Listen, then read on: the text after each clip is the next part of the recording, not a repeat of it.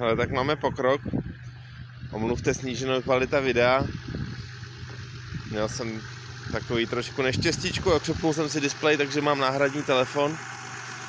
Auto nám běží, ten zvuk, co slyšíte, tak to zase tady Ríša si užívá sněhu.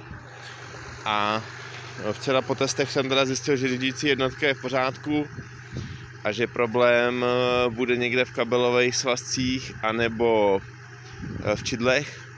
Takže ten konkrétní kabel mám vytipovaný a po odpojení vlastně auto poběží v nouzáku, protože je spousta čidel odpojených.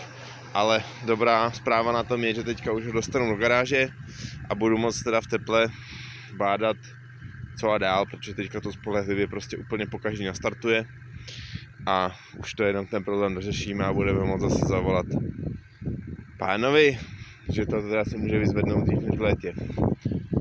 Vidíš, že ty jsi to zahrabal.